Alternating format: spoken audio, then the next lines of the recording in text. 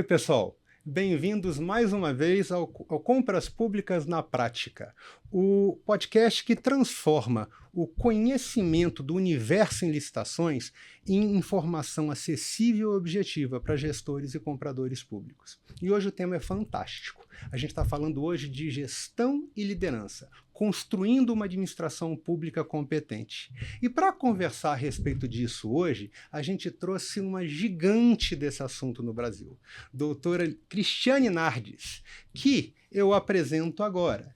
Ela é jornalista com MBA pela FGV em Gestão Empresarial, com ênfase em planejamento estratégico.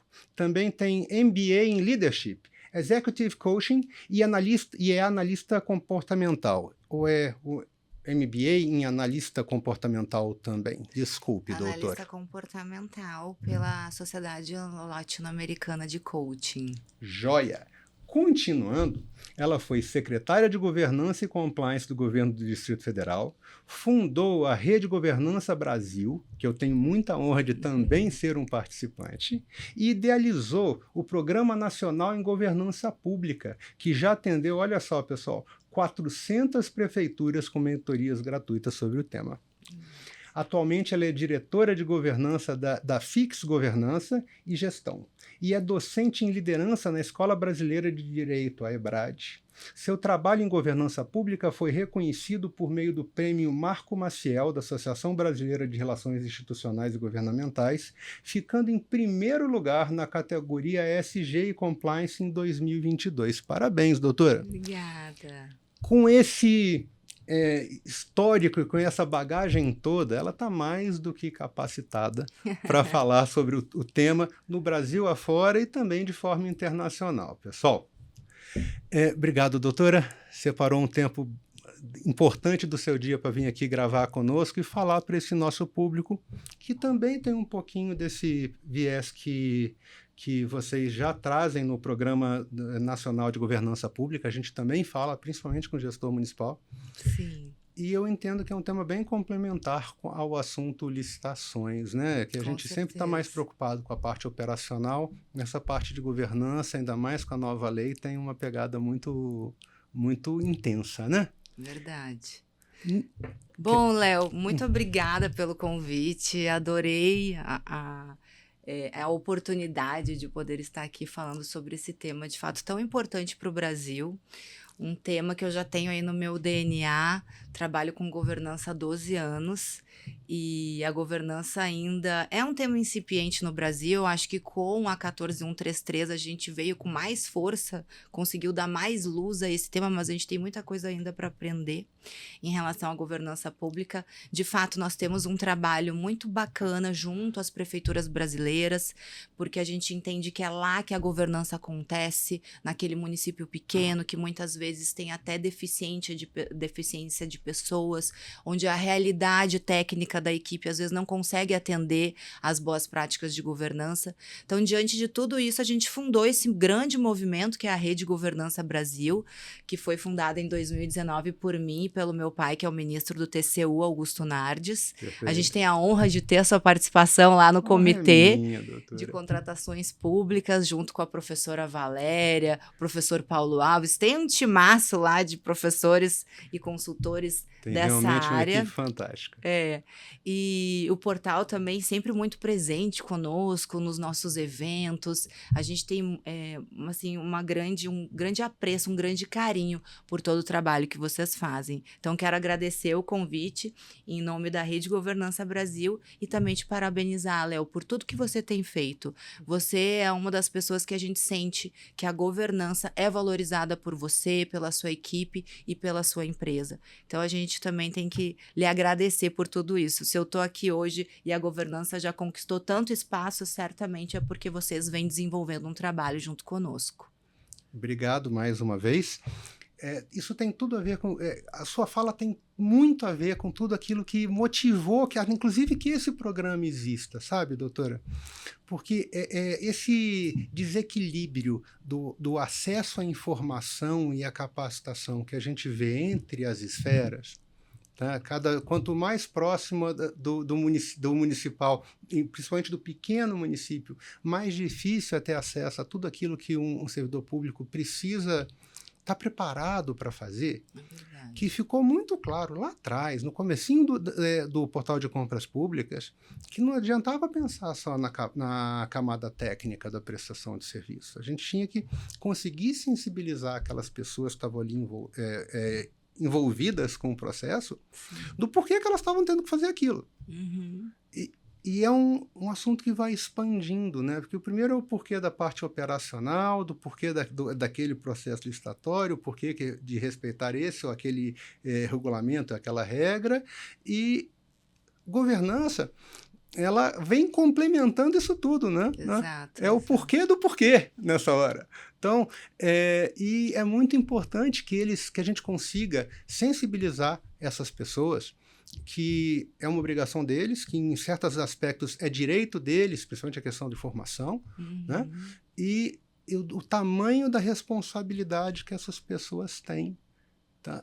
O país é grande demais, né, doutora? Então tem muita coisa para a gente caminhar pelo país afora para a gente poder tentar melhorar exatamente aquela peça que eu entendo que é a mais importante e, ao mesmo tempo, mais frágil de todas, que é o servidor público e a sua eventual distância, né, deficiência de capacitação. Perfeito. E é por isso mesmo que a gente se preocupa com os municípios brasileiros.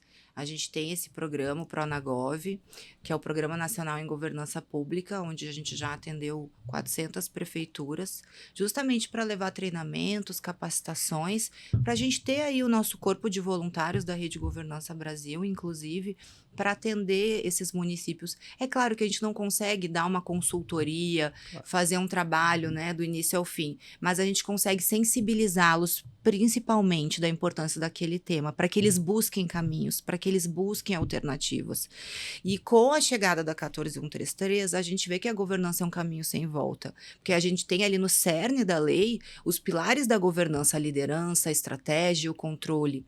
E é basicamente esse o nosso trabalho como mentores, apoiar na disseminação desse conteúdo.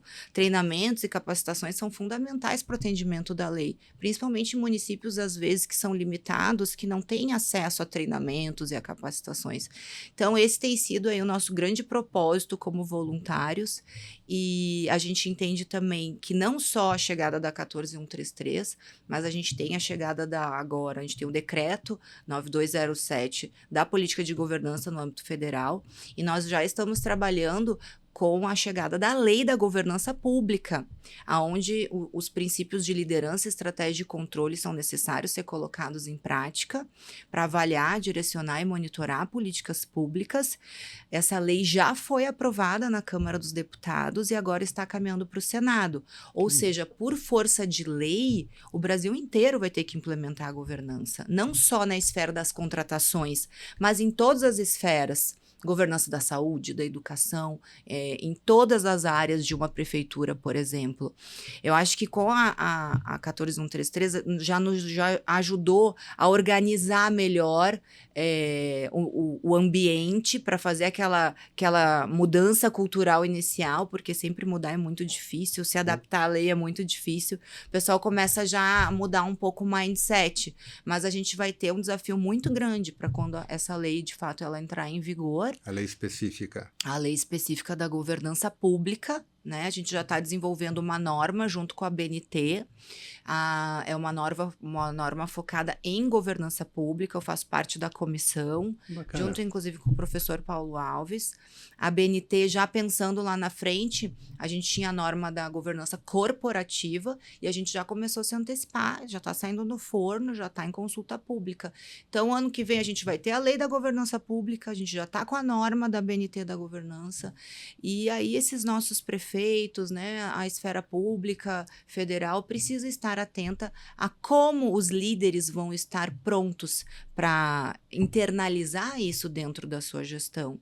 E a gente sabe que a mudança cultural muitas vezes é um grande tabu, um grande desafio, porque infelizmente no Brasil, né, Léo, se a gente não tiver com a faca no pescoço, a gente não consegue fazer as coisas acontecerem. Então, assim, meus amigos, já saibam que essa faca, ela tá chegando e o pescoço é teu.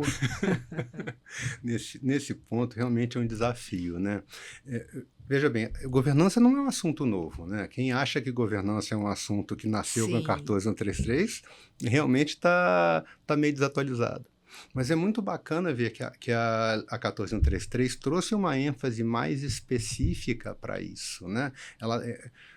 Ela realmente botou mais em foco tanto a camada do planejamento quanto a camada do controle, e isso são partes que são intimamente ligadas com governança, né? E saber que isso vai evoluir para uma lei nacional do tema, tá, é mais bacana ainda, porque a gente sabe que é necessário, a gente sabe que é importante e que realmente precisa de uma certa forcinha, sabe? Um exemplo disso é a própria aplicação da 14133 nas 3 esferas. Né? 2 anos aí de vigência concomitante com a 8666, aliás, mais um pouquinho, né? 2 anos e 8 meses por conta da prorrogação da vigência da 8666. E quando é que o povo realmente parou para entender que precisa aplicar a 14133? Em janeiro desse ano. Tá? Em janeiro de 2000. Pessoal, não sei quando isso vai ser publicado, talvez não saia ainda em 2024, estou aqui checando com a produção, talvez já esteja em 2025. Eu não estou dizendo que começou só em 2025, não, tá? Mas, de fato, as pessoas acordaram realmente para a necessidade da aplicação da 14133 e que aquilo era para elas, não era para os outros, agora na virada do ano. E, inclusive, eu acho que a 14133, o nome dela poderia ter sido Governança das Contratações. Podia. Porque a gente tem ali os pilares bem claros da governança. Mas daí eu tô puxando pro meu lado, né? Porque eu sou a defensora da governança. Se você não sabe o porquê você está fazendo uma coisa, a chance de você fazer aquela coisa errada, tá? ou mal feita, até porque não entendeu a aplicação do que tinha, é enorme, né? Então, entender esse cenário, no meu entender, é fundamental para entender para que compra pública serve. Ou você sabe para que você está comprando aquele bem ou serviço, ou era melhor não estar fazendo isso, né? Ou pelo menos que alguém conseguisse informar, que às vezes é necessário, só a pessoa que não sabe. Desculpa essa volta que não é muito no nosso tema, mas pegando o ponto da que podia chamar lei de governança pública, né, a nova lei de licitações e contratos, quais são os temas mais importantes que influenciam o assunto governança para uma liderança e para uma gestão competente? Então, eu acho que em relação a 14133, a questão de responsabilização, principalmente a gente pensando na entrega de valor público para a sociedade, né? A governança, ela vem, de fato, com a entrega de resultados para a sociedade, administrar melhor os recursos públicos. E diante disso eu preciso de mais transparência, eu preciso de accountability e eu preciso de uma responsabilização, de um líder, alguém que de fato está monitorando um processo licitatório, por exemplo. Então, diante dessas exigências, a gente sabe que o papel do gestor, do líder, ele é fundamental no cumprimento dessa legislação, para que aí sim a sociedade se sinta mais segura. Isso traz confiança para o brasileiro, porque a verdade é que diante de tanta fraude, de tanta corrupção, o uso indevido do dinheiro público, a gente perdeu um pouco a esperança e a confiança dos nossos gestores públicos e dos nossos políticos, onde a gente investe o nosso voto, que é o nosso maior bem, né? Então, eu acho que a aplicação, o cumprimento de lei, seja ela qual for, e o compliance nos ensina isso, né? Estar em conformidade, cumprindo as leis, que é um pilar da governança, é um braço da governança. O gestor público, ele tem esse papel de se responsabilizar e fazer com que esses processos sejam feitos de forma adequada. E a governança, ela vem justamente para organizar tudo isso. Porque governança, meus amigos, nada mais é do que governar bem. Perfeito. Né? De uma maneira muito fácil. O que a gente quer? Que esses gestores políticos governem bem. E, como eu falei anteriormente, no Brasil, se a gente não tiver lei, parece que as coisas não funcionam. Então, esses procedimentos, essas normas, a legislação vem para isso, para que os nossos gestores sigam, nos passem confiança e se responsabilizem por o que eles estão fazendo. E aí é o papel do líder. A gente precisa de líderes éticos, transparentes, confiáveis, para a gente diminuir, então, os nossos índices de corrupção e talvez aumentar a confiança do brasileiro em relação à administração pública. De fato, é um cenário complicado, né? E não tem como não ser através de mostrar com exemplo, né? Não adianta mostrar para fazer. Vem de cima para baixo, né? Tá? E precisa de exemplo. É uma das coisas que a gente caminha e encontra com muita tristeza quando a gente passeia pelo país. Passear não, visitar, né? Porque a gente roda um bocadinho também. É que, de fato, a população em geral ainda tem uma associação muito ruim com esse processo, principalmente o processo de compra pública, tá? E a questão da seriedade desse processo, né? Então, é uma coisa que a gente só consegue quebrar, primeiro, com regras mais rígidas e com a aplicação mais rígida delas, eu não tenho dúvida disso, mas também mostrando, por exemplo, que funciona, né? Demonstrando que funciona, transparência, etc. Tá? E a gente tem uma dificuldade também, doutora, que o que vai para a mídia é o que deu errado. Uhum. Tá? O sangue, o brasileiro adora um sangue. Adora um sangue, né? Vou pegar um exemplo, vamos falar um pouquinho de número, eu vou pegar um pouquinho o que acontece no portal. A gente tem algo em torno de 8.000 processos licitatórios todos os meses no portal. É um volume bem expressivo de processos aqui dentro. Lógico, tem desde dispensa a concorrência passa por tudo, uma concentração maior nesses processos menores, até pela característica do nosso usuário padrão. Tá? E você não vê problema na enorme maioria dos processos que acontecem ali dentro. Quando tem uma coisa que deu errado, você tem certeza que a que foi parar na notícia foi a que deu errado, né? Estatisticamente, ela é muito menor. Sim. Tá? Mas é o primeiro contato da população exatamente com esse pedaço do sangue, né? Então, realmente a gente conseguiu mostrar o tanto que tem coisa sendo bem feita e cada vez melhor feita pelo país é importante. Essa maturidade que o gestor público está adquirindo ao longo do processo e faz parte do amadurecimento. Ele é o que a gente precisa construir, melhorando esses processos, utilizando ferramentas de tecnologia para que, de fato, a gente consiga entregar uma política pública melhor, um processo licitatório melhor. E, de fato, o portal de compras públicas, ele nos dá essa confiança e pode ser uma ferramenta para facilitar ainda mais, né, o trabalho dos nossos gestores. E que bom que os nossos gestores já estão tendo essa oportunidade de resolver o problema. Amém. E de fato, a internet e eu como jornalista, a gente acaba muitas vezes dando destaque para o que dá manchete. E o brasileiro, ele foi acostumado a lidar com a corrupção no dia a dia. A gente acabou convivendo aí com um ambiente onde eu, você e todos nós conseguimos acompanhar um momento até de impeachment, onde a gente foi para as ruas e acabou reivindicando, né, a ausência de transparência, a ausência de accountability. E não é isso mais que a gente quer para o Brasil, a gente quer acertar. O brasileiro, ele quer, de fato, ver uma gestão eficiente, eficaz e efetiva.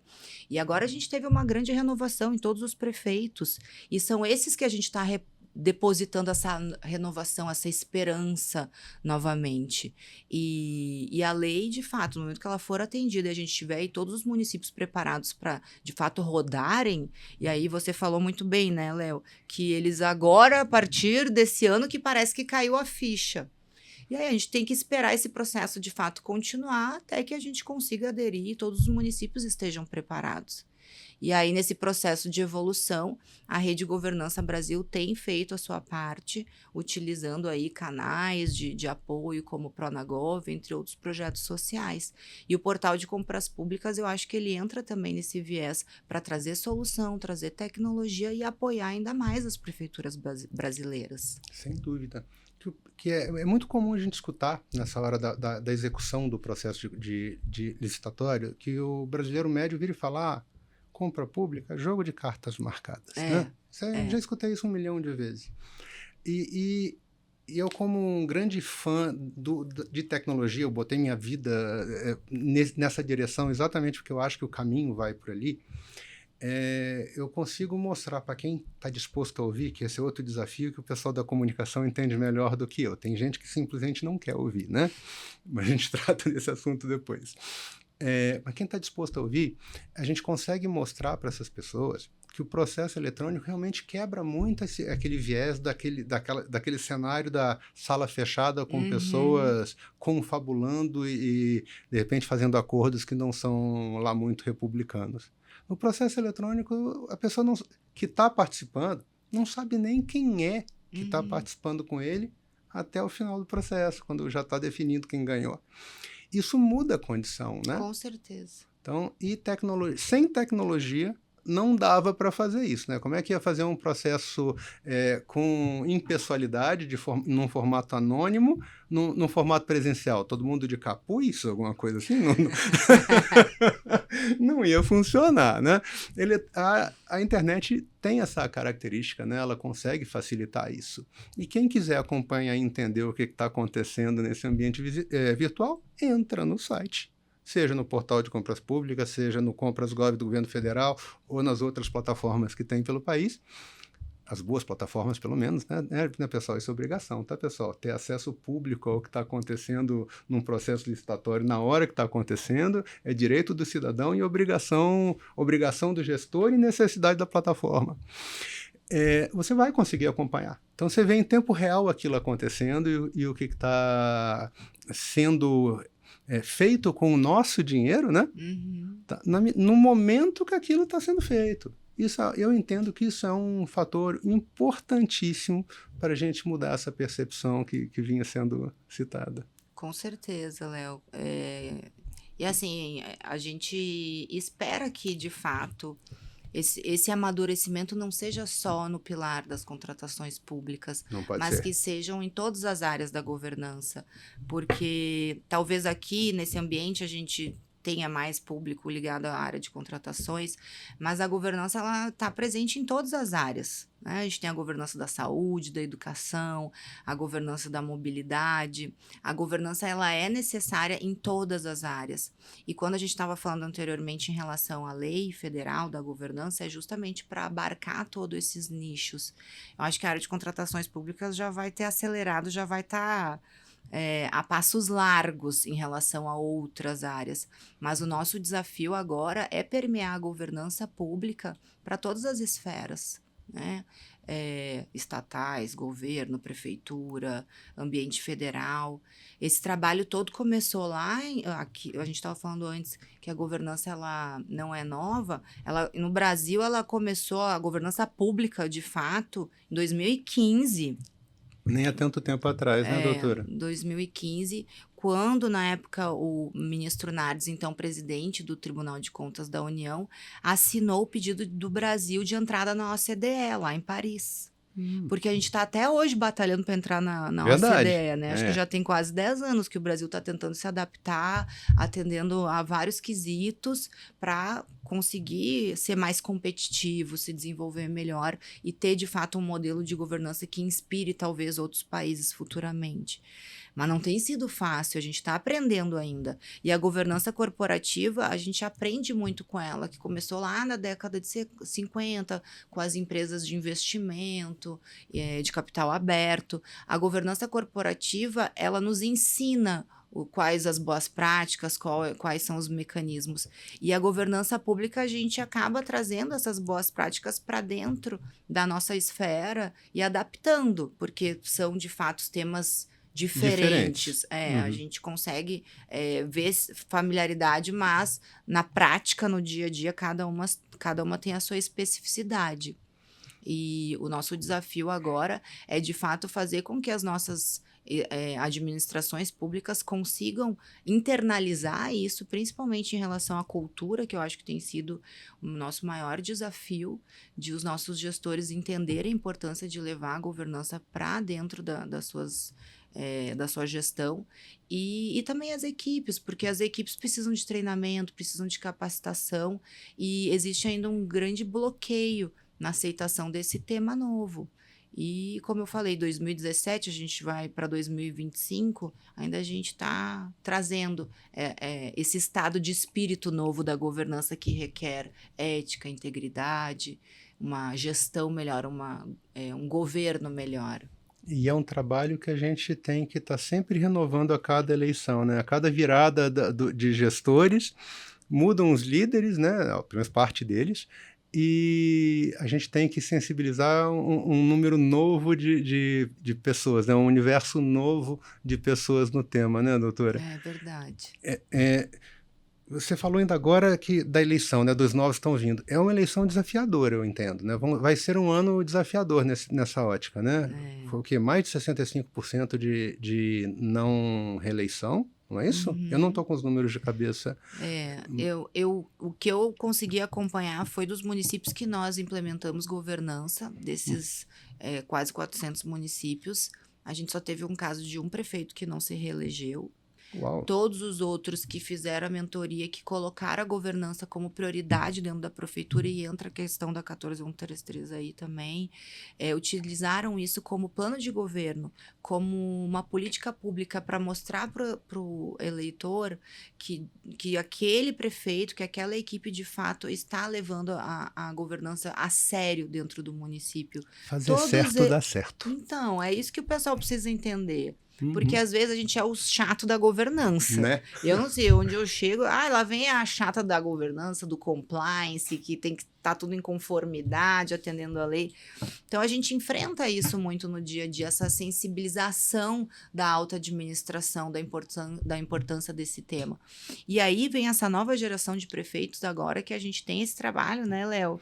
De rodar um pouco o Brasil e levar tanto o portal quanto as nossas mentorias, para a gente sensibilizá-los na importância de reorganizar a prefeitura e fazer a coisa dar certo. Perfeito. Nessa hora, inclusive, cabe a gente pensar como é que junta esforços para isso, mas eu acho que isso é um tema para uma outra conversa e não para esse podcast. Mas estamos aqui super abertos para esse cenário.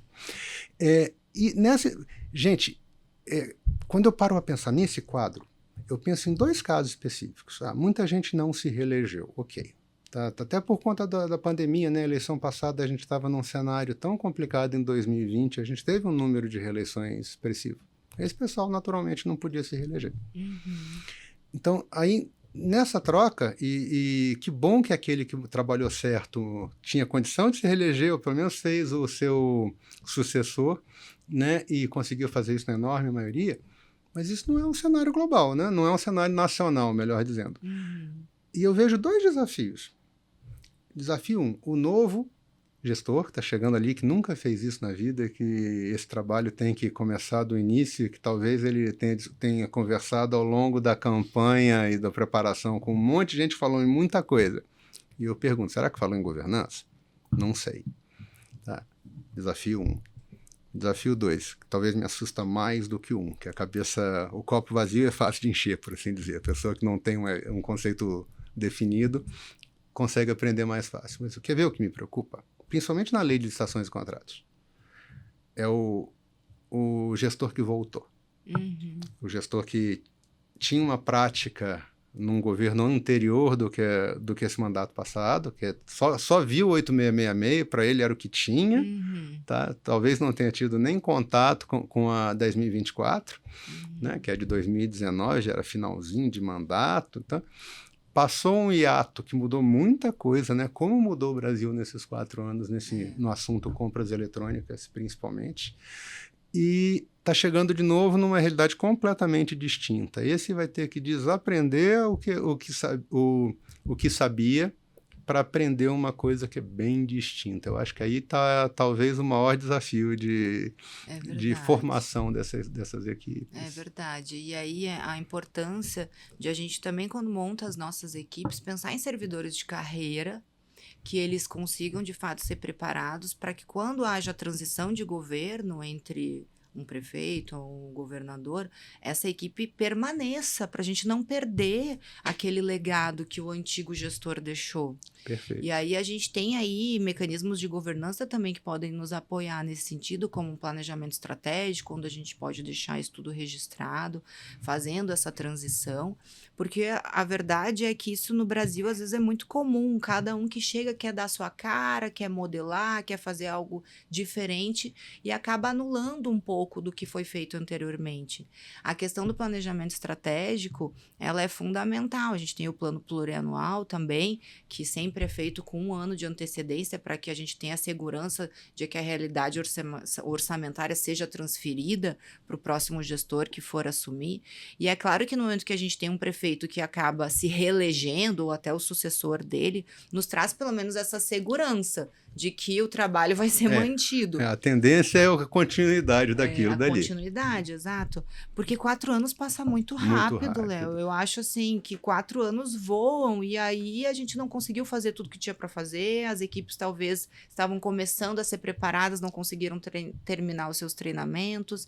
Então, o planejamento, que é aí um dos pilares da governança, nos traz essa segurança maior em relação aos trabalhos feitos.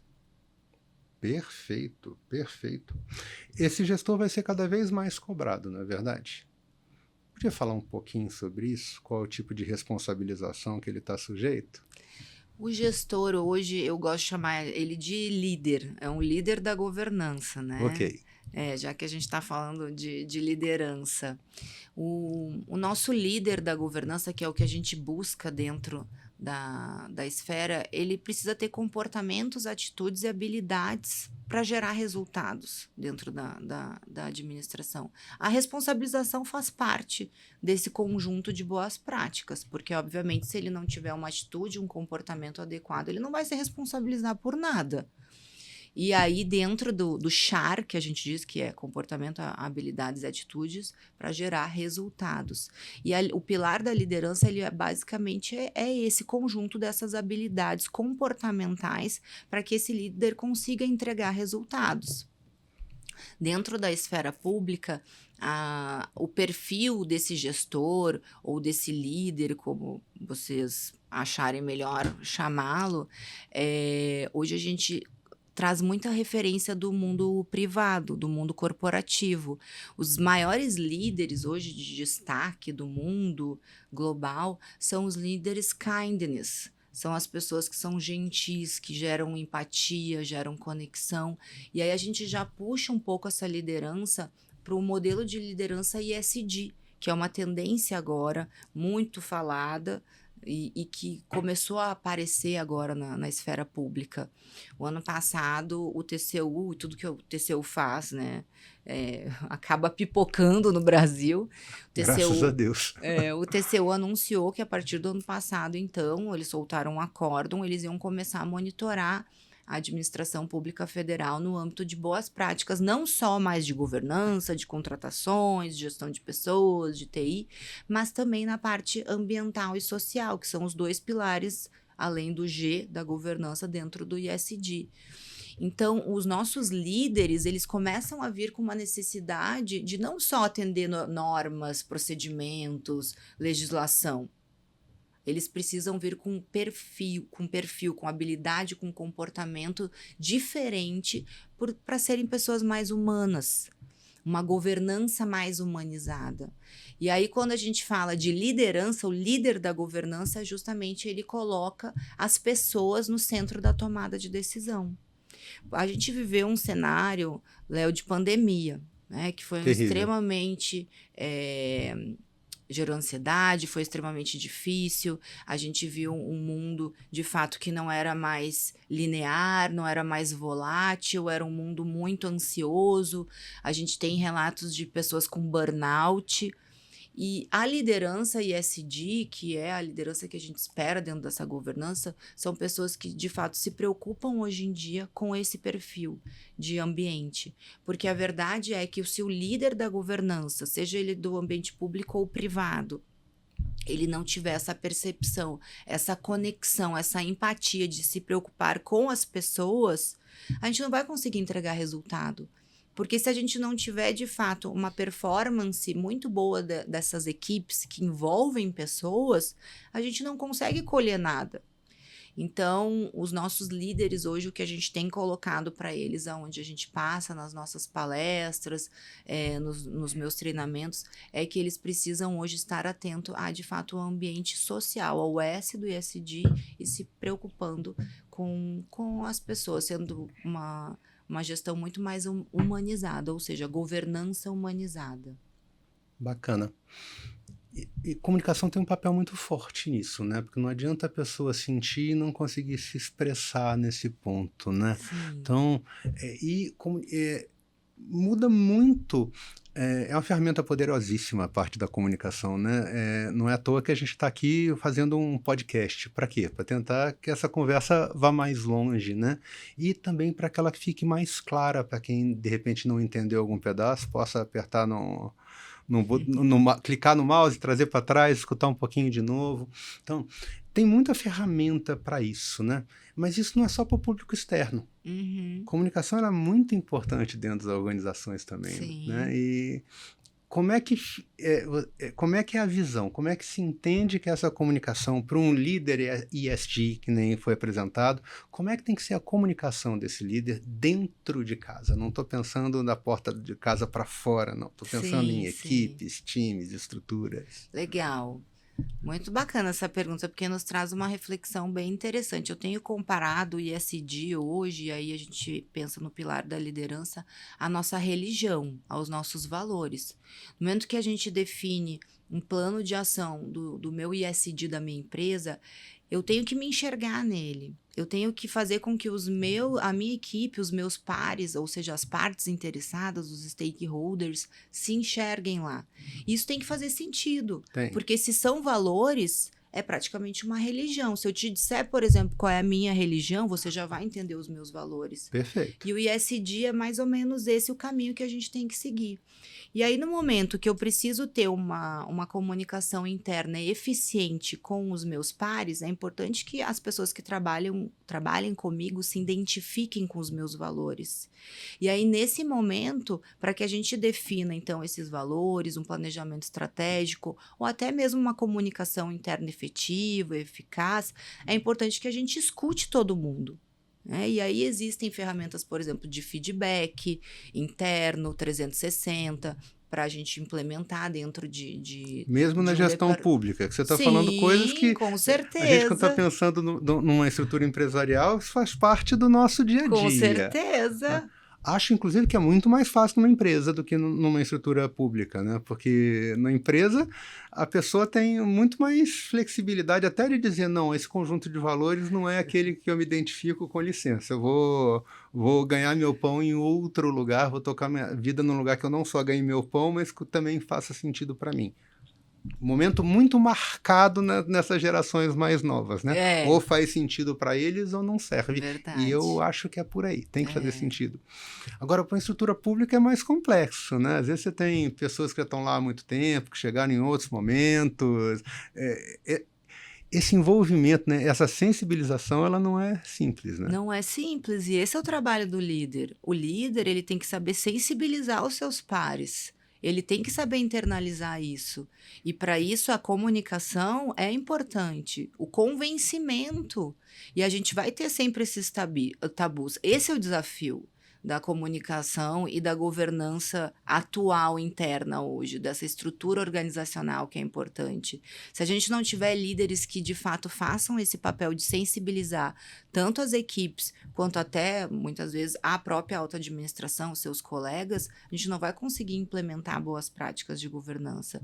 E veja, porque esse tipo de ferramenta é mais para governança pública. Aí que mora o desafio, porque no privado é normal, mas a gente precisa aprender com o privado para levar isso para dentro da governança pública, da administração pública, para ser implementado, porque governança é governança, seja ela no público ou no privado. Justo. E as ferramentas, elas podem ser compartilhadas. A gente usa ferramentas ágeis, 5W2H, matriz SWOT, matriz de materialidade. Todas são ferramentas que a gente puxa do privado para dentro do público. Só que aí que tá, será que os nossos gestores públicos estão preparados para, de fato, abrir o mindset para trazer tudo isso para dentro da sua gestão? Aí que mora o desafio. E aí a gente tem que sensibilizá-los. Lá nas minhas palestras eu chego tentando convencer os prefeitos. Muitos estão abertos, muitos. Eu tenho ficado bem satisfeita com a quantidade de prefeitos que estão nos buscando, pedindo esse apoio. Olha, Cris, eu quero fazer algo diferente, eu quero inovar, porque a gente acha que assim, vou inovar. Não é só tecnologia. Com certeza não é. Com certeza não é. Isso que você está falando é inovação. Exato. Governança é um tema inovador.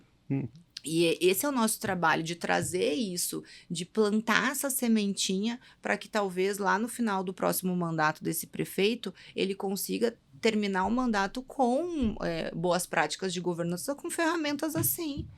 Perfeito. Esse é o trabalho. Muito legal. É um desafio de inovação que usa o conceito todo, então, né? Que a gente está falando desde o pedaço que traz um conjunto de ferramentas novo, ao portal de compras públicas aqui, pessoal, para quem não trouxe, até ferramentas de comunicação, ferramentas de gestão, ferramentas que são muito mais comportamentais que operacionais, né? Então, é muito bacana parar para pensar que o tema que está sendo discutido quando a gente fala de governança, ele não é uma coisa monofacetada, não, né? Ela realmente é um prisma bem complexo. Eu tenho um exemplo bem interessante, que é um dos causos que eu sempre conto por aí, que é do Lá vem a história, pessoal. Que é do prefeito de Maragogi. Ele foi o primeiro prefeito, acho que ele já se reelegeu umas 3 vezes, impressionante, assim, um trabalho fantástico. Ele foi o primeiro prefeito a implementar a lei da governança municipal no Brasil. Maragogi. Maragogi. Tem praias maravilhosas, Sim. que é o Caribe brasileiro, né? O lugar é lindo. Então, foi o prefeito de Maragogi. E na época a gente ajudou ele nesse processo de implementação da governança, mas hoje ele já virou mentor, ele já dá aula para outros prefeitos de como implementar a tal da política de governança. E quando a gente conversa com ele sempre tem, assim, histórias muito interessantes. E ele fala que ele mata um leão por dia dentro da prefeitura, porque tem uns secretários que aceitam, outros não aceitam, enfim. Mas, resumindo, ele diz que a governança é um estado de espírito.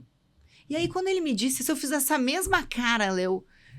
Como assim, prefeito? Estado de espírito dele. Cris, eu vou te explicar. O mindset eu consigo entender. Agora, estado de espírito, eu vou precisar beber dessa fonte. Essa daí eu ainda não conheço. Como assim, prefeito? Estado de espírito, Cris, depois de todos esses anos trabalhando com governança lá na realidade da minha cidadezinha, com a equipe que eu tenho, eu consigo entender que não são todos que têm o estado de espírito para implementar a governança.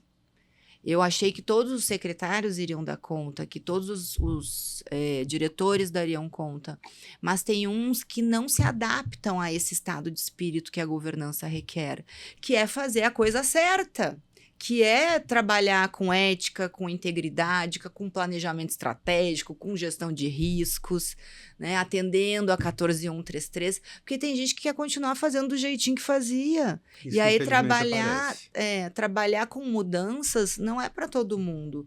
E com a quantidade de mudanças que a gente tem ao longo do ano dentro de uma prefeitura, por exemplo, se a pessoa não virou a chave para estar diariamente aberta às mudanças, ela não consegue acompanhar. E aí você dá com a cabeça na porta. Então, quando ele diz que é um estado de espírito, ele precisa dar uma peneirada nas equipes e verificar para quem que aquilo faz sentido. E aí sim ele vai ter pessoas que se identifiquem e que consigam trabalhar dentro da equipe dele, que ele chegou e disse em algum momento que a partir daquela hora todo mundo ia trabalhar com governança. E aí ele teve que dar uma limpada na equipe dele. E realmente tem gente que faz questão de sentar num cantinho, fechar os olhos, tampar os ouvidos e ficar dizendo não. Tem gente que entra em negação profunda em certas coisas. a gente estava falando no começo da nossa conversa que a lei começou de fato a ser implementada, né, ser aplicada, implementada, talvez seja, já tenha mais tempo um pouquinho, aplicada agora na virada do ano, né, em dezembro de 2024. Mas ainda semana passada eu ainda escutei de um gestor num municípiozinho, ao contrário de Maragogi, que virou uma referência boa, eu vou abster de comentar o nome, até para não gerar constrangimento para alguém, que estava dizendo, não, a gente ainda tem mais 6 anos para aplicar a 14133. Eu não sei de onde saiu esse número. 6 anos. 6 anos. Tá? Aliás, eu até sei, né? Tinha 6 anos para os municípios de menos de 20 mil habitantes implementarem parte da 14133. Aí o número parece que o contador desse cara ainda não ligou. Tá? Então, ainda está parado. E o que é pior, ele afirmou e ele falou com uma certeza que eu não tenho a menor dúvida que ele de fato acredita nisso. Isso vai doer uma hora dessas. Você vai ver. Vão reeditar 8666 para os pequenos municípios. Essa história da 14133 aí não vai pegar aqui, não. A gente fala o quê nessas horas, né? A gente só fica pensando, o desafio é maior do que muita gente acredita ainda. Nossa, tá? Léo. Então, são 5.559 desafios só na esfera municipal, né? 5.569, perdão, só na esfera municipal. É muita coisa. São muitas realidades, são muitas discrepâncias aí. Tem um caso do prefeito de Arinos, e esse dá para falar, porque eu vou falar dos bons aqui. Por favor. O prefeito de Arinos, eu não sei se você conhece. Não. É uma cidadezinha muito pequena. Arinos eu conheço, eu não conheço o prefeito. É o Marciliano, ele se reelegeu. É uma cidade que fica até próxima aqui de Brasília, deve dar umas 2 horas e pouquinhos. Um pouco mais, 15 mil habitantes, município pequeno. Sim. Arinos chegou pra gente, o prefeito, em uma das nossas mentorias voluntárias, e ele falou assim, Cris, eu quero inovar, eu quero fazer diferente. Já é um prefeito que... tem um perfil aí um tanto quanto proativo, diferente, tem o estado de espírito da governança. Isso. E ele assim, eu quero colocar compliance, eu quero colocar governança, claro, prefeito, a gente vai lhe ajudar, demos o apoio, o suporte na implementação da política de governança. Ele fez a mentoria, finalizou, mérito deles, porque nós só damos o caminho, nós somos só mentores, a gente não faz consultoria ali, a gente só inspira e dá ali as ferramentas, e eles... Até porque esse desafio é continental, né? Exato. E assim, o trabalho voluntário é limitado. A gente tenta dar aquele empurrão para o prefeito ir. E ele aproveitou 100% junto com a equipe, fizeram toda a mentoria e ele juntou toda a documentação do decreto, da política de governança, o certificado, uma cartinha que a gente emitiu, enfim. Fizeram gestão de riscos, programa de integridade. E ele quis colocar toda essa documentação para um projeto que ele ia se inscrever de fundo internacional, investimento internacional, um projeto para a construção de um parque de energia fotovoltaica lá em Arinos. Arinos é muito árido, chove pouco, então tinha perfil em termos de estrutura ambiental para atender. Só que ele estava competindo, Léo, com assim, capitais, municípios grandes, e eu falei, meu Deus do céu, mas vamos lá, vamos confiante, né? E não é que ele ganhou. E aí eu fui olhar, fui conversar. Fui conversar. Ele assim, não, mas é que assim, ó, Cris, eu cheguei lá com a minha documentação dizendo que eu tinha política de governança, programa de compliance, atendendo a todos os pré-requisitos. Eu tenho a minha ficha limpa. Enfim, tudo que tinha lá para atender, ele foi ticando e atendeu os pré-requisitos. E Arinos, Léo, um município de 15 mil habitantes, recebeu um investimento de 2 bilhões de reais. O parque de energia...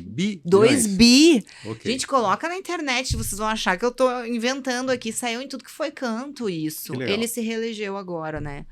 E Arinos recebeu o recurso, já foi construído o parque. Só que agora o prefeito está com outro problema, porque ele conseguiu criar tanta vaga de emprego, o município de se desenvolver. mão de obra está indo para lá, só que ele não tem onde hospedar o pessoal agora. Não tem casa suficiente, hotel suficiente. Mas é um problema agora que ele está resolvendo de outra maneira, desenvolvendo o município. Porque para construir também precisa abrir vaga de emprego para obra, para construção. Então, assim, o ciclo está se retroalimentando. E aí, para ele receber, digamos assim, esses funcionários até conseguir erguer as estruturas ali necessárias, ele montou tendas provisórias de acampamento, mais ou menos que nem foi feito na pandemia, aqueles hospitais provisórios. Sim. E foi isso que ele fez. Ele deu um jeito. E hoje, Arinos é um grande case que inspira outros municípios, outras prefeituras, porque lá atrás ele acreditou na governança e isso trouxe segurança jurídica. E ele acabou batendo todos os concorrentes. E é bacana citar isso, do mesmo jeito que a gente falou de um exemplo de um municípiozinho pequeno que está cego, tem muito município, e cá entre nós, a maior parte dos municípios brasileiros tem menos de 20 mil habitantes. É verdade. Né? Então, a gente tem essa pulverização dessas estruturas administrativas pelo país, representando pequenos grupos populacionais, né? Bem nítido. Mas é muito mais fácil organizar uma estrutura pequena do que organizar uma estrutura grande. Não importa a estrutura de quê, não é verdade? Então é muito bacana ver que esse tipo de coisa efetivamente está sendo percebido e está sendo usado a favor de quem? De um pedacinho da população brasileira que está ali, né?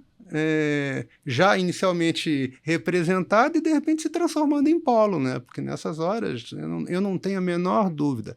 Quando você consegue fazer uma coisa dessas funcionar direitinho, quando você consegue trazer para um pequeno município um recurso maior ou manter dentro de um município pequeno mais recursos do que normalmente a gente vê, inclusive em compra pública, né? A gente tem que fomentar a compra local e regional para esse Brasil afora. Não dá para pensar que esse dinheiro tem que ir todo para a multinacional no grande centro. Isso é parte da nossa briga aqui no nosso dia a dia também. É parte do nosso, não só do nosso discurso, mas da nossa prática. Criar ferramentas para que a gente facilite que isso aconteça. A gente sabe que isso retorna para a população. Verdade. Né? E aquele que está fazendo bem feito, ele acaba não só melhorando a qualidade de vida da população que ele ali foi eleito para representar, como ele acaba virando polo, né? O polo atrator de pessoas que querem uma qualidade de vida porque algo ali está sendo feito de forma diferente. Não, e é muito legal você falar isso, Léo, porque a gente não pode esquecer que a governança ela traz o quê no cerne, no centro dela? É gerar valor público para a sociedade. É a gente entregar políticas públicas que a sociedade sinta lá na ponta que a governança foi implementada, que aquele gestor fez a coisa bem feita, com transparência, com confiabilidade, com mecanismos de liderança, estratégia e controle. E é isso que a população espera.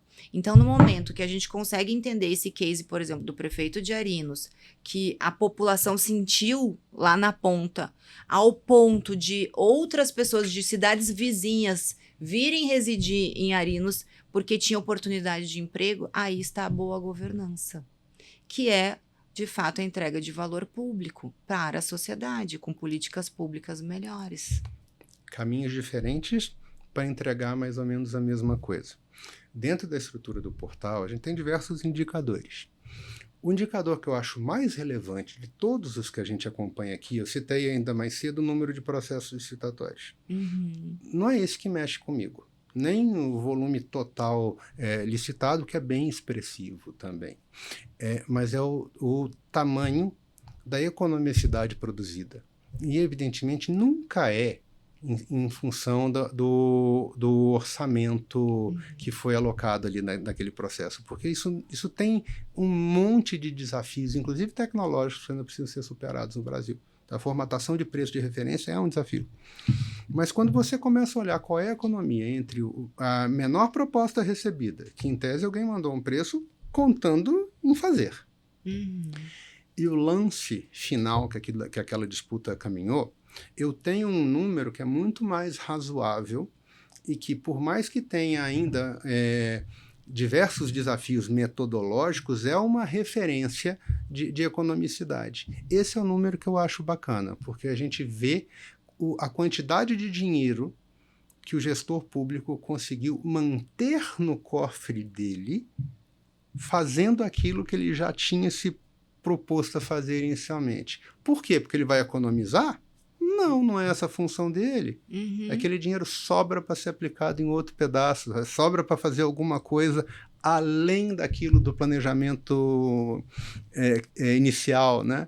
Então, é a certeza que a gente tem que, pelo menos, a chance de alguém estar conseguindo, de fato, melhorar a vida daquela população é que está sendo representada nesse número, nesse indicador. Ano passado, 28 bi. Então, esse ano esses números não fecharam ainda. É muita coisa. É um dinheiro que eu acho significativo dentro dessa conta toda. E eu realmente olho para isso e falo, poxa, se a gente consegue fazer com que isso seja uma prática estruturada pelo país, a gente vai conseguir, de fato, melhorar a vida daquela população ali representada, né? É o propósito que gere essa história toda. Como é que eu aumento a competitividade, como é que eu abro possibilidade de negócio para o pequenininho, tá? E onde ele esteja, de novo, não faz sentido que seja só dentro da grande metrópole, o dinheiro já vai para a grande metrópole naturalmente. Como é que a gente cria políticas anticíclicas para reestruturar isso?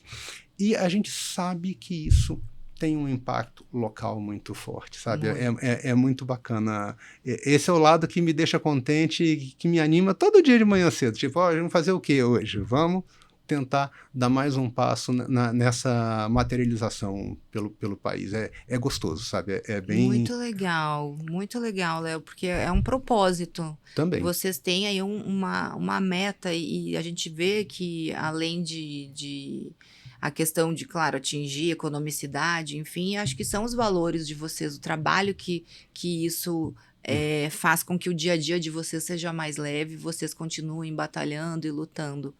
E esse é o papel de um grande líder, com certeza. Por trás disso tem um grande líder. Talvez um teimoso. Mas trabalha muito. Sim. A gente... graças a Deus, vendo que está funcionando, sabe? Eu não vou negar, não. É gostoso enxergar que pelo menos alguma coisa a gente está conseguindo construir, que está indo para o rumo certo. E quanto mais a gente vê que fez alguma coisa bacana, mais a gente olha assim e fala, nossa, tem tanto para fazer ainda. Tá? E nessa hora, queria inclusive falar um pouquinho com você que está nos assistindo. A gente falou aí em capacitação e um monte de coisa. Lembra, momento jabá, pessoal, não tem como deixar de fazer. A gente tem dentro da estrutura do portal de compras públicas diversas opções de capacitação para você que é gestor público, que é servidor, que inclusive que pretende ser, que não precisa ser necessariamente alguém que já está ligado diretamente à administração.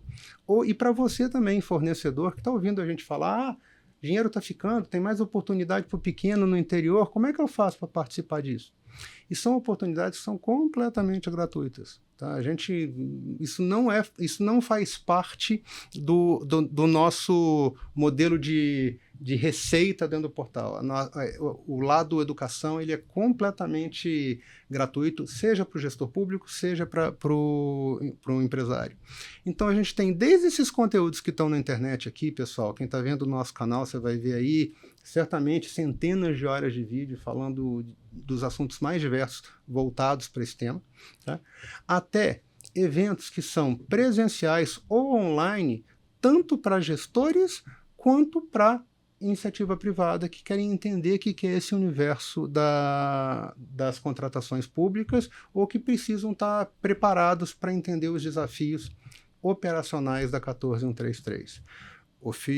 Desafios de governança, cá entre nós, ninguém melhor do que a Cris, da RGB e dos movimentos. Aliás, fala um pouquinho também, Cris, a respeito dessas iniciativas de forma mais estruturada. Você trouxe uns livros, não deixa de apresentar para o pessoal, não? Que eu acho que vai ser muito legal.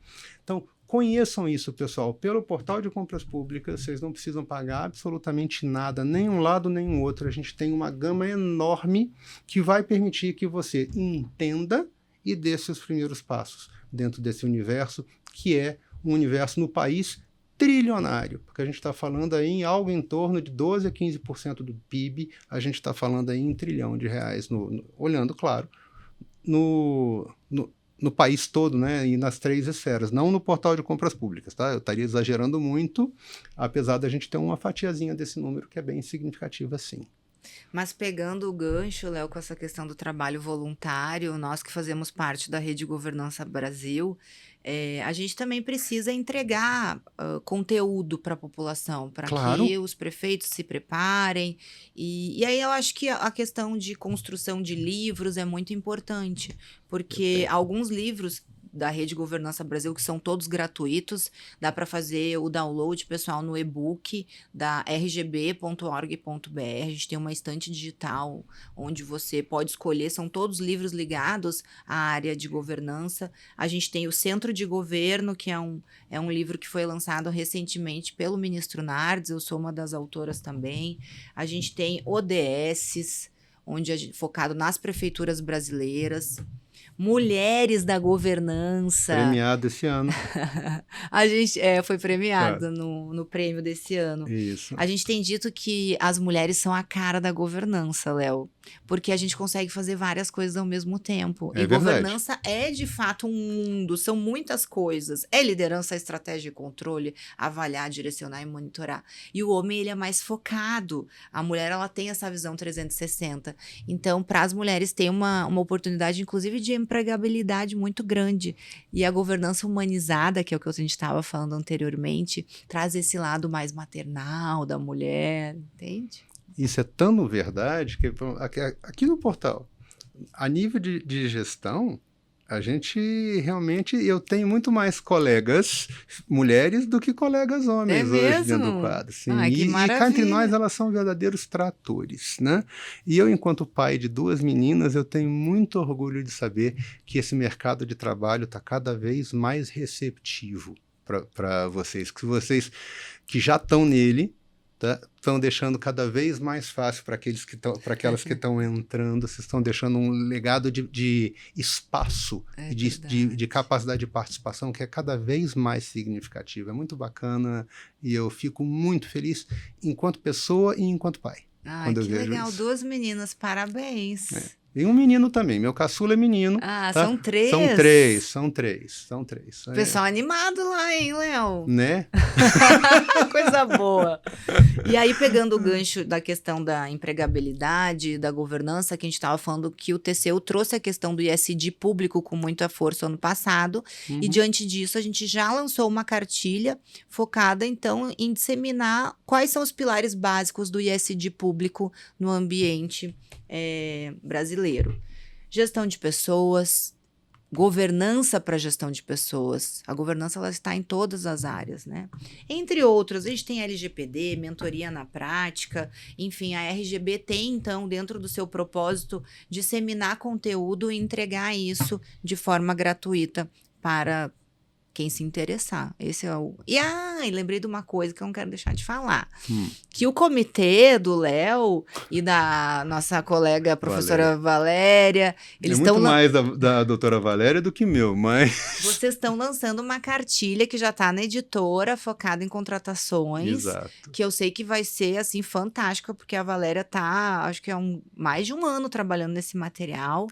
Vai ter a participação também do Senado Federal, com a diretora-geral, a doutora Ilana Trombica. Então, está saindo do forno, pessoal. Até início aí de 2025, a gente tem notícias sobre esse material fantástico. E que vai estar junto com todos esses outros, reforçando essa estante e reforçando a referência para você que quer conhecer um pouquinho mais desses temas.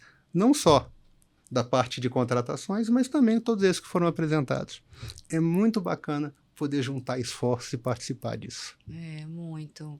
Eu queria, antes de também a gente encerrar, Léo, fazer um último gancho em relação ao que a gente estava falando antes de economicidade, que eu acho que é muito importante esse trabalho que o portal apoia, de fato, as nossas prefeituras. E o que a gente tem observado é que o gasto público é um pilar que a governança tem tentado trazer solução. né?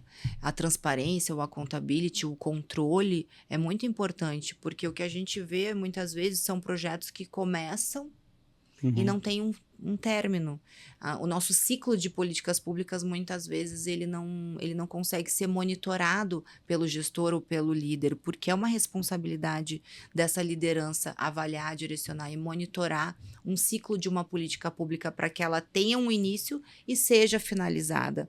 E nesse montante de ausência de gestão do nosso recurso público, a gente tem um dado bem interessante do Tribunal de Contas da União, que já totalizam aí, só no âmbito federal, 14 mil obras inacabadas, fruto de dinheiro público, que talvez foi licitado, tinha verba, mas não conseguiu ser executado, e aquele líder que deveria se responsabilizar, que é tudo que a gente estava conversando aqui, ele não conseguiu finalizar. E esse dinheiro vai para onde? Então, 14 mil obras inacabadas. A gente tem muita coisa ainda para conseguir aprender e administrar. E eu tenho muita esperança de que a governança ela vem para nos ajudar nesse sentido e trazer talvez um pouco mais de esperança aí para os nossos brasileiros. Que é outro livro muito bacana, né? Do nosso Não ministro, né? Não rimou até. Da Governança e Esperança, que eu também tenho. Espetacular o livro, muito bacana. É verdade, acho que já está na 4ª edição. Agora a gente está lançando, tá sendo preparado a governança para a América Latina. A gente está escrevendo parceria com o ministro Nardes, eu e outros autores, inclusive alguns do Chile, onde a gente traz o modelo brasileiro para inspirar a América Latina. Nossa, que orgulho. Sim, a gente fundou, Léo, a Rede Governança Argentina já. Sim, sim. Nosso modelinho da rede aqui já está lá e está dando super certo. Que bacana. Gente, é isso. A gente até passou um pouquinho do tempo aqui. Aqui com doutora Cristiane Nardes falando de governança. Muito obrigado aqui pelo seu tempo. Tá? Muito obrigado por esse papo, por esse mundo de informação que a gente trouxe. E sempre lembrando, a porta está sempre aberta, tanto do Compras Públicas na Prática, quanto do portal de Compras Públicas, para a gente entender de que forma a gente consegue estar mais junto de um movimento que é tão importante para o Brasil, que é tanto a RGB, tá, como esse reforço do conceito de governança para a gestão pública como um todo. Conta com a gente, tá, professora? Obrigada, Léo, mais uma vez pela oportunidade. Certamente a gente tem aí muita sinergia.